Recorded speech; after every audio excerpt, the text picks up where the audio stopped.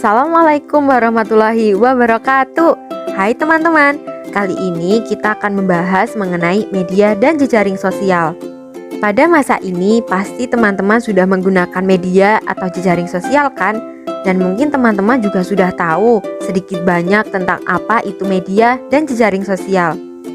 Tapi sebenarnya apa sih arti dari media dan jejaring sosial itu? Untuk lebih lanjutnya, mari kita simak pada video berikut. Jangan lupa simak dengan seksama ya. Pertama yang akan kita bahas yaitu mengenai pengertian media sosial dan jejaring sosial. Media sosial didefinisikan sebagai sekelompok aplikasi berbasis internet yang dibangun di atas dasar ideologis dan teknologi web 2.0 sehingga memungkinkan pembuatan dan pertukaran konten yang dihasilkan oleh pengguna menurut Kaplan dan Heinlein tahun 2010.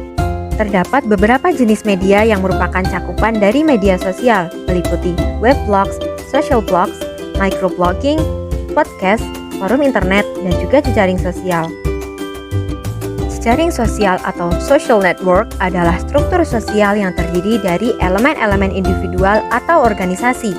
Jejaring ini menunjukkan jalan di mana mereka berhubungan karena kesamaan sosialitas, mulai dari mereka yang dikenal sehari-hari sampai dengan keluarga.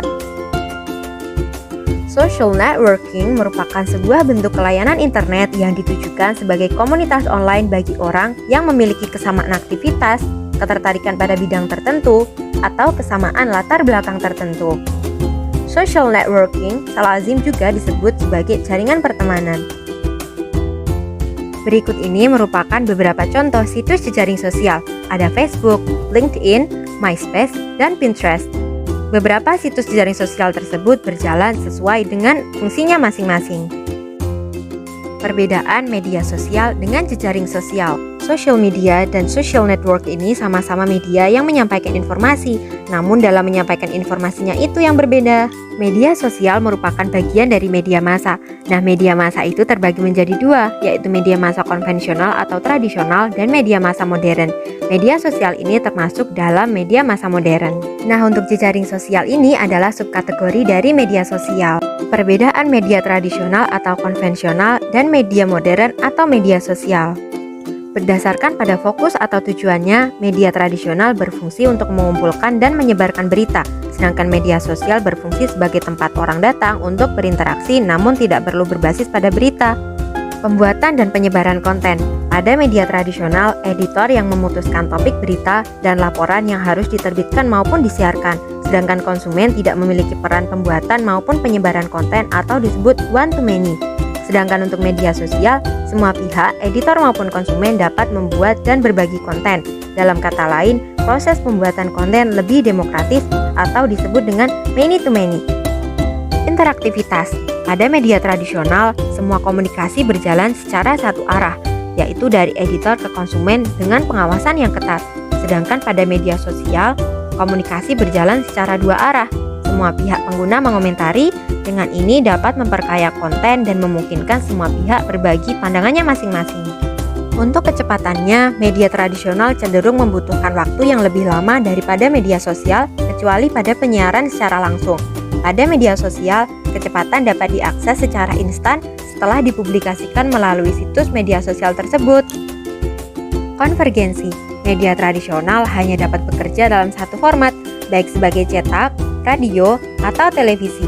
Tidak ada konvergensi dalam ruang media tradisional. Sedangkan untuk media sosial, pada media yang benar-benar konvergen, pengguna dapat mempublikasikan konten sebagai teks, audio, video, grafik, atau foto di media sosial. Jangkauan. Seperti yang dapat kita lihat, jangkauan media sosial jauh lebih luas daripada media tradisional. Jangkauan media sosial ini lebih luas karena dapat menghubungkan miliaran pengguna dimanapun mereka berada. Biaya pembuatan. Untuk media tradisional cenderung membutuhkan biaya yang cukup mahal jika dibandingkan dengan media sosial, karena pada media sosial kita semua sebagai pengguna bebas untuk memposting konten secara gratis, sehingga siapapun dapat menjadi seorang penerbit maupun penyiar melalui berbagai media sosial yang disediakan. Selanjutnya kita akan memasuki pembahasan mengenai karakteristik media sosial. Untuk dicirikan sebagai media sosial, situs web harus memiliki 7 karakteristik utama sebagai berikut. Yang pertama yaitu web space atau ruang web. situs web harus menyediakan ruang web gratis bagi pengguna untuk mengunggah konten. Yang kedua yaitu web address atau alamat web. Pengguna diberi alamat web unik yang menjadi identitas web mereka. Yang ketiga, membangun profil. Pengguna diminta memasukkan beberapa data atau detail pribadinya. Yang keempat, terhubung dengan teman. Pengguna didorong untuk memposting pembaruan data pribadi dan profesional. Kemudian situs tersebut dapat menjadi platform untuk menghubungkan teman dan kerabatnya. Karakteristik yang selanjutnya yaitu karakteristik kelima, mengunggah konten secara real time.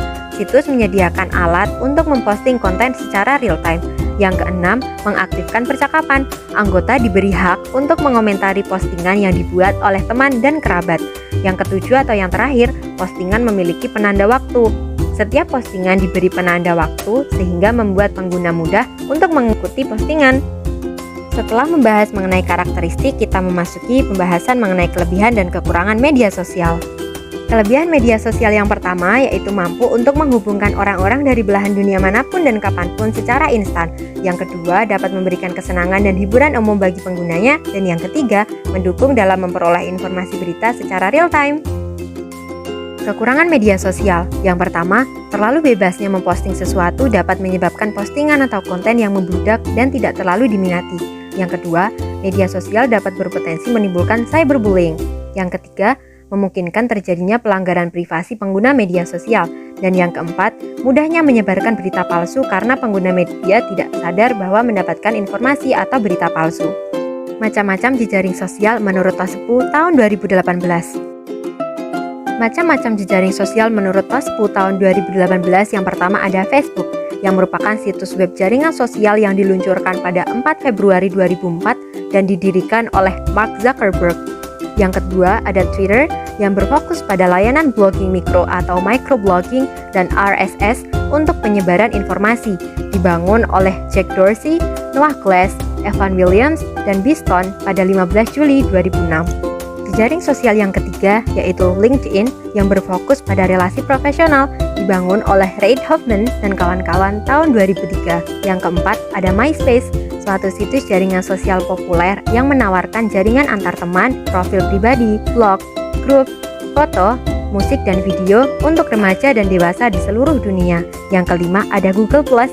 Google Plus ini banyak digemari orang karena fitur barunya Circle and Hangout yang memudahkan orang untuk mengatur komunikasi dan berinteraksi dengan video.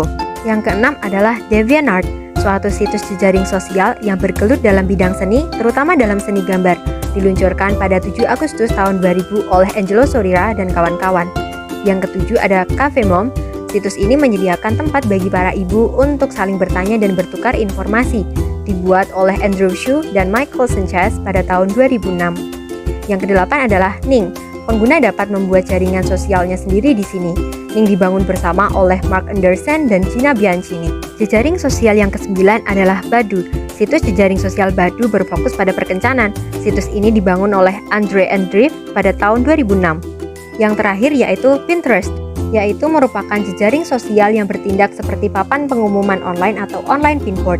Di papan ini kita dapat mengepin artikel atau foto yang kita sukai. Berikut merupakan manfaat penggunaan jejaring sosial.